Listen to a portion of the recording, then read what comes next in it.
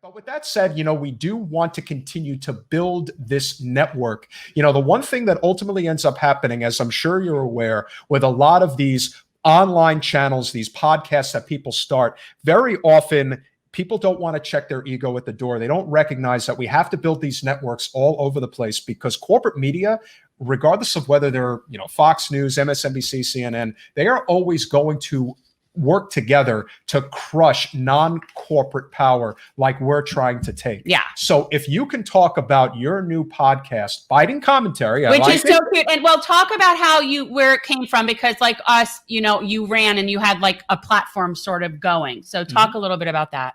Oh my gosh. Thank you guys. I'm really continually moved by everyone's kindness to help get the word out. So thank you. Yes, I do have a new podcast. It's called Biting Commentary. It's on YouTube, but I also stream it to Twitter Sunday nights Eastern at 8 p.m. And it is called Biting Commentary because if you follow me at all at Vote Ashcraft, you probably know that I have pretty straightforward takes. And I also really like to eat food. So I do both. I eat food and spit some hot takes on my new podcast. And I have guests that I really would like to elevate. Jen, I hope you come on sometime. Oh, I'd be totally happy to come on. 8 p.m. on Sundays? Yes, 8 p.m. on Sundays. And if you follow me at Vote Ashcraft, you can tune in there on Twitter. So then when you're done, but when it's done though, people, because you don't always get people necessarily live. So, especially when you have like an interview or a guest, so you'll still have your episodes though, right? Like people can still watch. Okay. Yeah. Yeah. So if you go to YouTube, it's Biting Commentary. Our 2 episodes are there.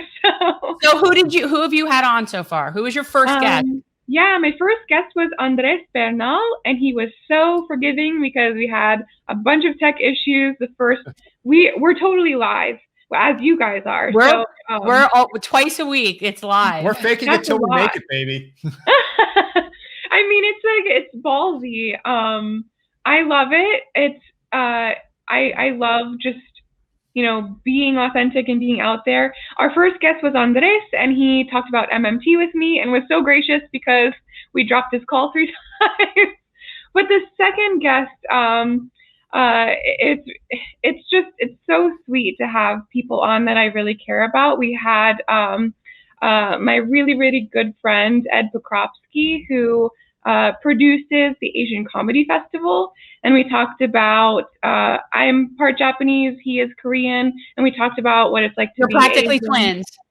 Yeah, we're having a lot of fun, and he's producing an amazing show that highlights Asian American talent right now, which is great.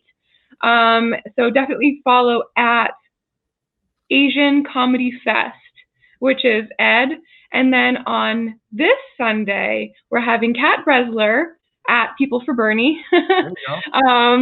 And she will be talking about what it means to be on the community board in New York City, which is the most local level of government here. So even cool. More local than city council is something called a community board, where people get to serve and make advisory decisions at the very local level. So we want to talk about that.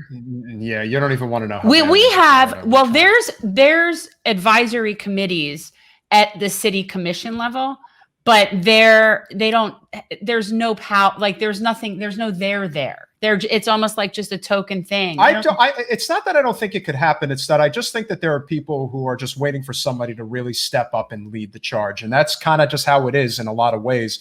In Florida, I think Florida's ground zero for a real economic populist uprising because of all the issues that we do have. There's really this old guard in the Democratic Party Wasserman Schultz may be in her mid-50s, but she's been in politics for 30 years, starting next year.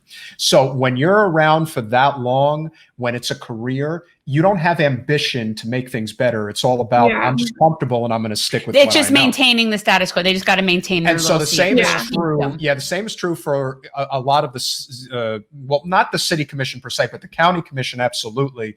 And a lot of the other representatives that are there, which is why, as we know, Representative Alcee Hastings, did unfortunately pass away recently. And now you are going to see everyone and their mother running for that seat. There's it's like vultures on a carcass. Because whoever wins that seat could easily sit there for 30 years themselves. And that's the problem with the political system that we have, especially in this state.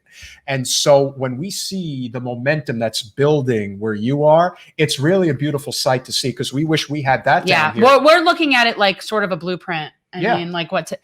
I wanted to ask you, like, so you're doing this weekly, and you'll see where it goes. We started out doing once a week as well, and now we're up to twice a week because we were getting so many. You also shout out to you, Jen, because you helped me get set up. You took a bunch of calls to help me figure out all this tech stuff. So, oh my God, I don't know what look, I just tell you what we did, of course. And look how you had technical difficulties. That's because it was me who was helping. That's probably why.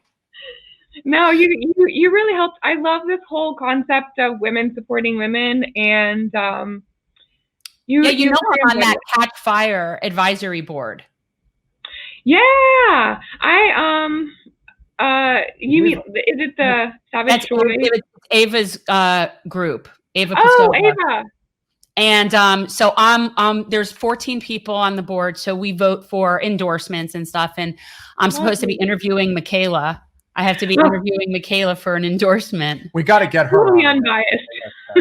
No, but I said, is it okay that I know her? I mean, but the truth is, everybody on our board is kind of it wouldn't matter who it was. It's all people that it wouldn't matter.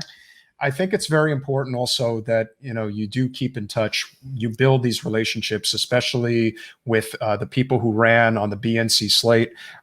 I just see very often that, that doesn't ultimately end up happening. And I think it's very important that we do recognize that having these relationships, especially cross country, really does make a difference, because the more the more people the easier it is to build momentum for, whatever issue, cause, or even candidate, that may be running. And the fact that you guys have, really, kept good communication, I think is great. Same with Michaela, same with Ava. Yeah. I mean, the truth is, I'll talk to, Jason was on here at one point. Jason Call was on here. And we had Isaiah.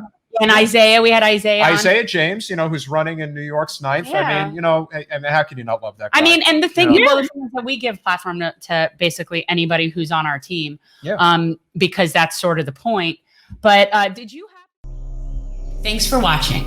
If you want to support our mission to transform politics into service, please like this video, subscribe, follow us on social media, and consider joining our Patreon, where you'll get early access to our interviews as well as other exclusive content. Links are in the description. Peace out.